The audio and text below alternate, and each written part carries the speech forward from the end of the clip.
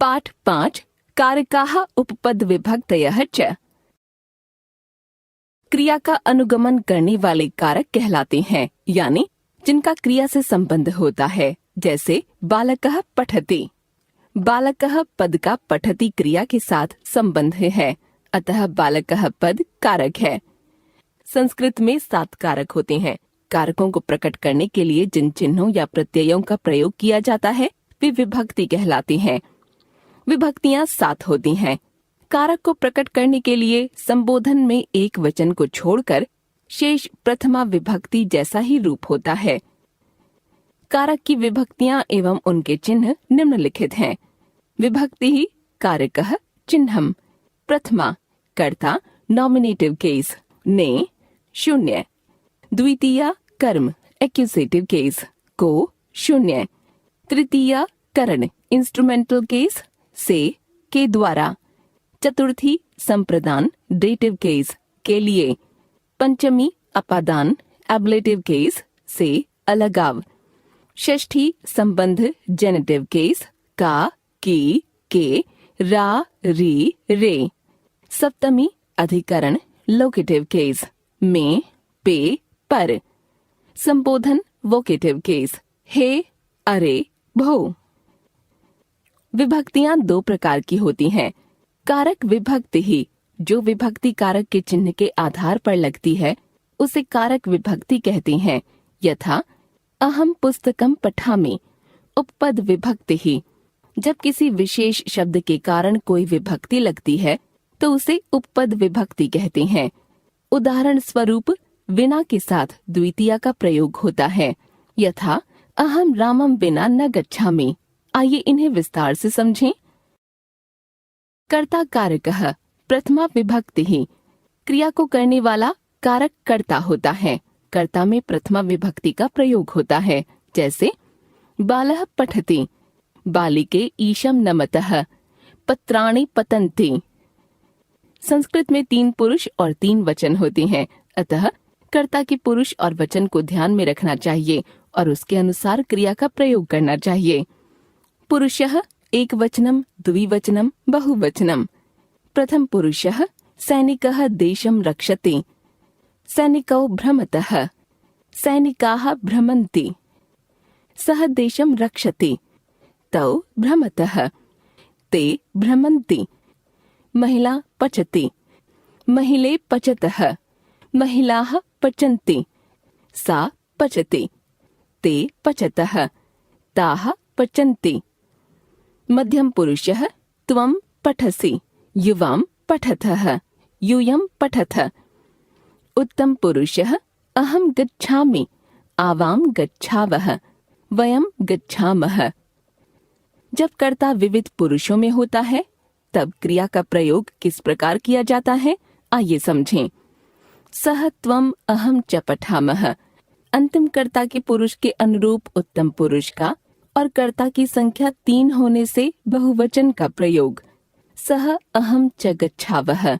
अंतिम कर्ता के पुरुष के अनुरूप उत्तम पुरुष का और कर्ता की संख्या 2 होने से द्विवचन का प्रयोग। त्वं अहं च खादावः।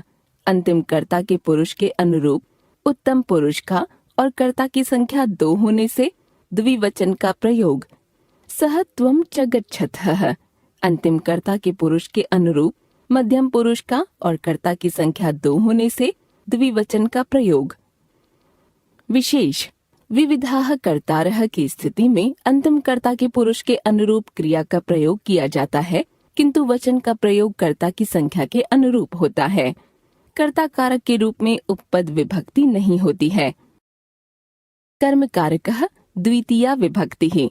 जिस पद पर क्रिया का प्रभाव पड़ता है उसे कर्म कारक कहते हैं।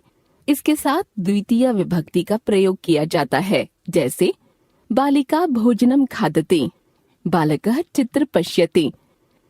सिया गीतम गायते। अहम लेखम लिखामि। दिए गए वाक्यों में जो रंगीन शब्द हैं वे सब कर्म कारक में हैं, अतः द्वितीय विभक्ति का प्रयोग हुआ है। क्योंकि कर्म कारक में द्वितीय विभक्ति का प्रयोग होता है। कर्म कारक की पहचान के लिए क्रिया से पहले क्या लगाकर प्रश्न करते हैं। इसके उत्तर में कर्म कारक युक्त पद प्राप्त होता है। जैसे बालिका क्या खाती है, भोजन को। बालक क्या देखता है, चित्र को। सिया क्या गा रही है, गीत को। खाने, देखने और गाने का फल इन पर पड़ता है, अतः कर्म कारक है।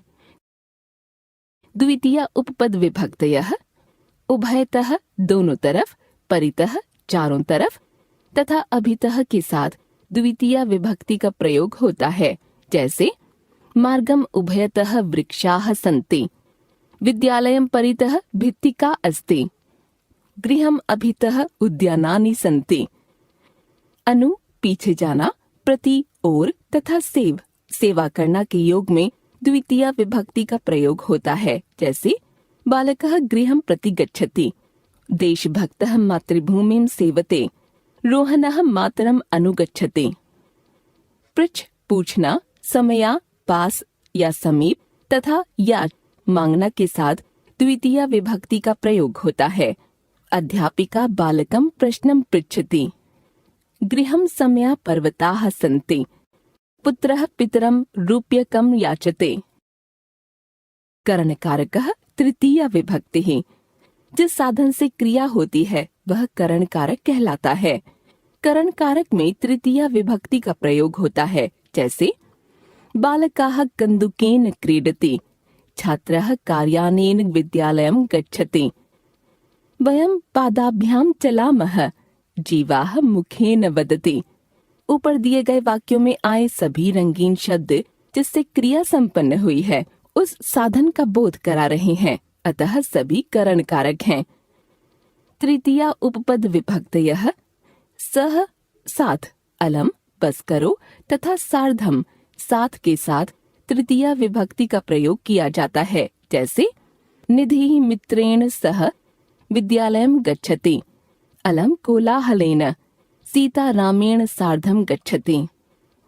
अंग विकार की स्थिति में तथा विना के साथ तृतीय विभक्ति का प्रयोग होता है। जैसे बालकः नेत्रेण काणः अस्ति, वृद्धः नेत्राभ्याम अंधः अस्ति, परिश्रमेण विना धनम नास्ति। समानता या सादृश्यवाची शब्दों में तथा लक्षणवाची शब्दों के साथ तृतीय विभक्ति का प्रयोग किया जाता है।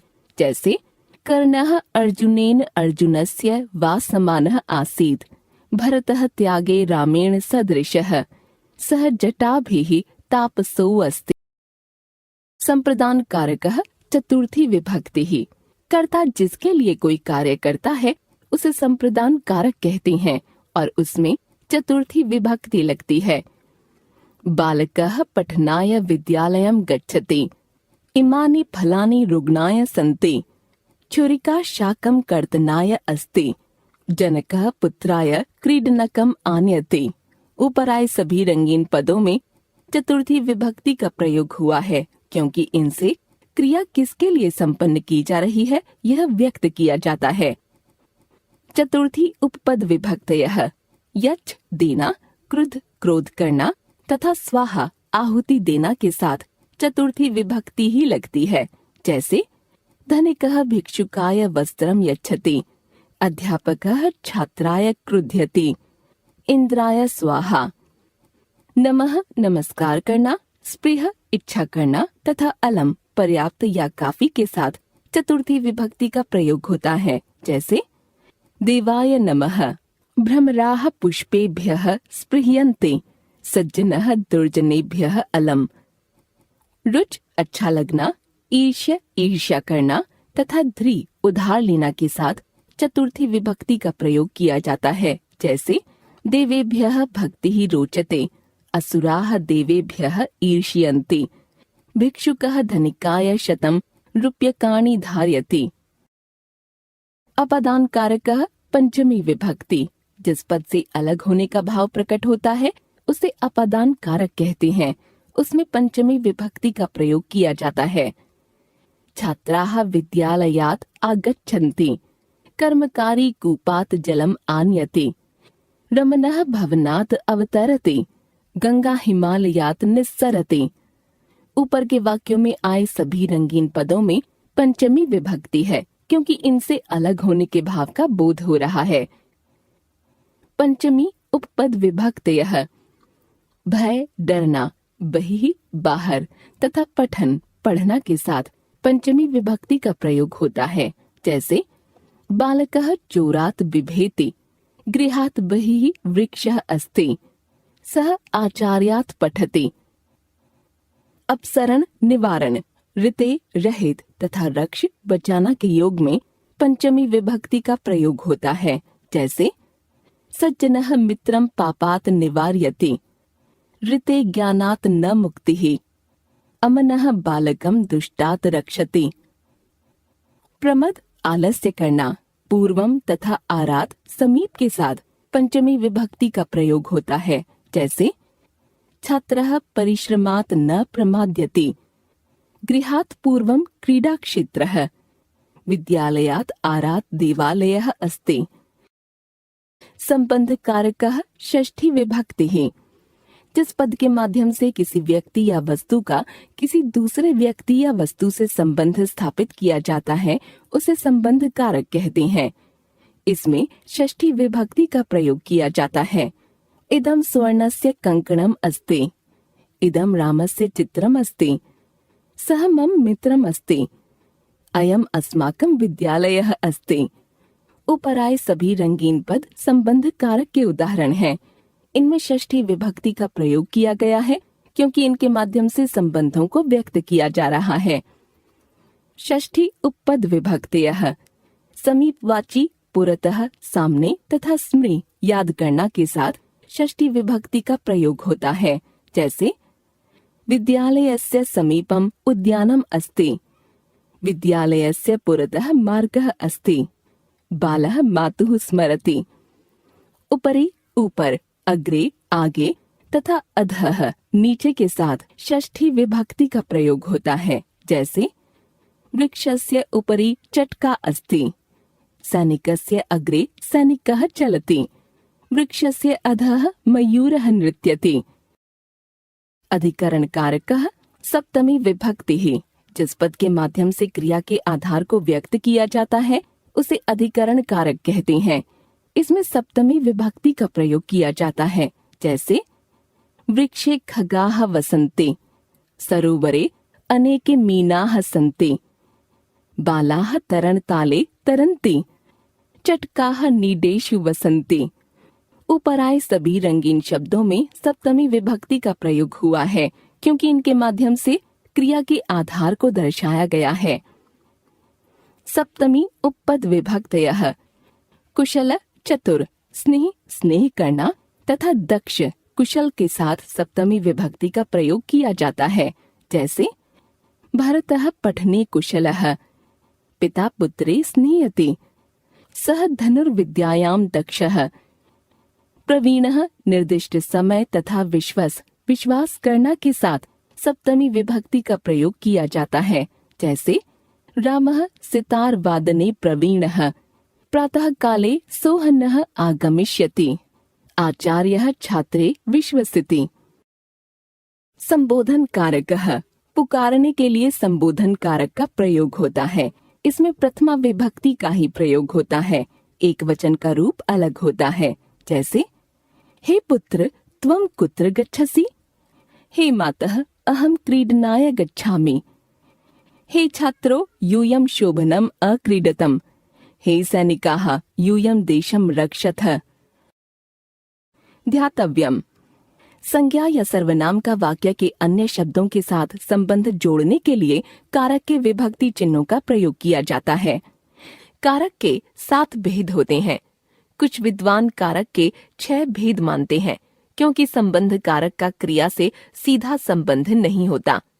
कारक के चिन्ह को या प्रत्यय को विभक्ति कहते हैं। विभक्तियां 2 प्रकार की होती हैं, कारक विभक्ति, उपपद विभक्ति। जो विभक्तियां क्रियापद के अनुरूप प्रयुक्त की जाती हैं उन्हें कारक विभक्ति कहते हैं। जिन विभक्तियों का प्रयोग कारक चिन्हों के अनुरूप न होकर किसी विशेष पद के अनुरूप होता है उन्हें उपपद विभक्तियां कहते हैं। नाना, विना एवं पृथक के साथ द्वितीया, तृतीया तथा पंचमी विभक्ति का प्रयोग किया जाता है।